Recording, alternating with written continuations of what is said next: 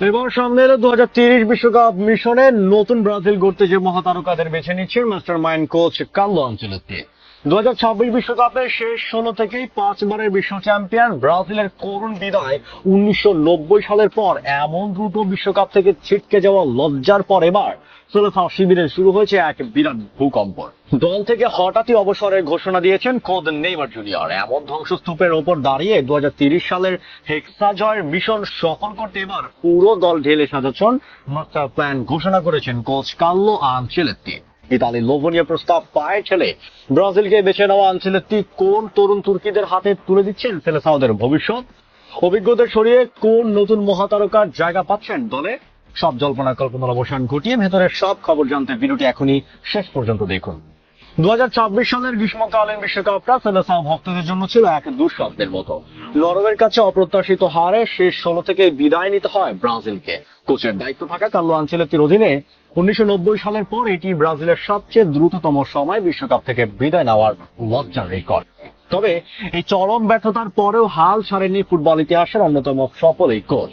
সম্প্রতি ESPN ব্রাজিলকে দেওয়া এক একান্ত সাক্ষাৎকারে আনচেলত্তি পরিষ্কার জানিয়ে দিয়েছেন যে ব্রাজিল ফুটবল কনফেডারেশন এর সঙ্গে তার প্রতিশ্রুতি এখনো পুরোপুরি অটল রয়েছে। এমনকি এই কঠিন সময় ইতালির জাতীয় দলের কোচ হওয়ার লোভনীয় প্রস্তাব পেয়েও তা সোজা ফিরিয়ে দিয়েছেন তিনি।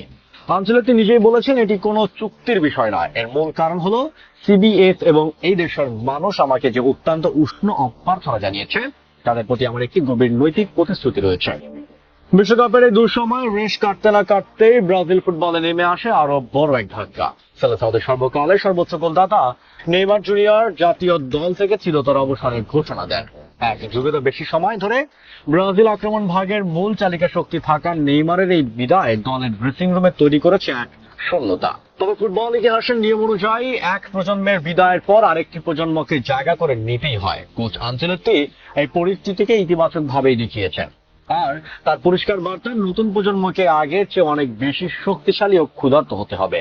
আলসন বেকার, কাসেমিরো, দানিলো কিংবা অ্যালেক্সিস সালরোর মতো 33 বছর বা তার বেশি বয়সীদের ভবিষ্যৎ নিয়ে প্রশ্ন উঠলেও তাদের একেবারে ছুড়ে ফেলেছেন না এই ইতালিয়ান টেকটিশিয়ান। অভিজ্ঞদের প্রতি অসীম শ্রদ্ধা রেখে আনচেলত্তি স্পষ্ট করে দিয়েছেন যে দলের ভারসাম্য বজায় রাখতে কিছু পুরনো সেনালি স্কোয়াডে থাকলেও 2030 সালের বিশ্বকাপকে সামনে রেখে একটি সম্পূর্ণ নতুন চক্র ও নতুন খেলোয়াড়দের নিয়ে দল গঠন করাটাই এখন তার প্রধান লক্ষ্য।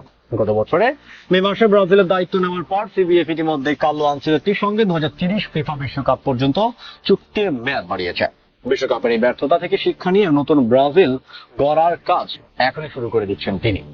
18 সেপ্টেম্বর অক্টোবর ফিফা উইন্ডোতে মাঠে নামছে সেলেসাওরা। রোড ম্যাপ অনুযায়ী আগামী 25 ও 29 সেপ্টেম্বর অস্ট্রেলিয়ার টাউন্সভিল ও ব্রিসবেনে স্বাগতিকদের বিপক্ষে দুটি হাই ভোল্টেজ ম্যাচ খেলবে ব্রাজিল। শুধু তাই নয়, ঠিক পরে অক্টোবরের শুরুতে তৃতীয় প্রীতি ম্যাচটি ভারতের কলকাতায় আয়োজন করার বিষয়ে জোর আলোচনাও চলছে। যদিও সেই ম্যাচে ব্রাজিলের প্রতিপক্ষ কে হবে তা এখন আনুষ্ঠানিকভাবে নিশ্চিত করা হয়নি, তবে কলকাতারও মাঠে সেলেসাওদের এক ঝলক দেখার রোমাঞ্চ নিয়ে এখন থেকেই উত্তেজনার পারদ চড়তে শুরু করেছে ভারতীয় ফুটবল প্রেমীদের মাঝে। নেইমার যুগের অবসরের পর কার্লো আনচেলত্তির এই তরুণ নির্ভর দল কি পারবে 2030 সালের বিশ্বকাপে ব্রাজিলের হেক্সা জয়ের স্বপ্ন পূরণ করতে? বন্ধুরা, কার্লো আনচেলত্তির ওপর কি আপনার আস্থা আছে? অভিজ্ঞদের বাদ দিয়ে তরুণদের নিয়ে গড়া এই নতুন ব্রাজিলকে আগামী দিনে বিশ্ব ফুটবলে আবার রাজত্ব কায়েম করতে পারবে? আপনার মূল্যবান মতামত কমেন্ট বক্সে আমাদের অবশ্যই জানান। ভিডিওটি ভালো লাগলে লাইক ও শেয়ার করুন। ফুটবলের সমস্ত ব্রেকিং নিউজ, ইনসাইড স্টোরি সবার আগে পেতে আমাদের পেজটি ফলো করে চ্যানেলটি সাবস্ক্রাইব করে রাখুন। ধন্যবাদ।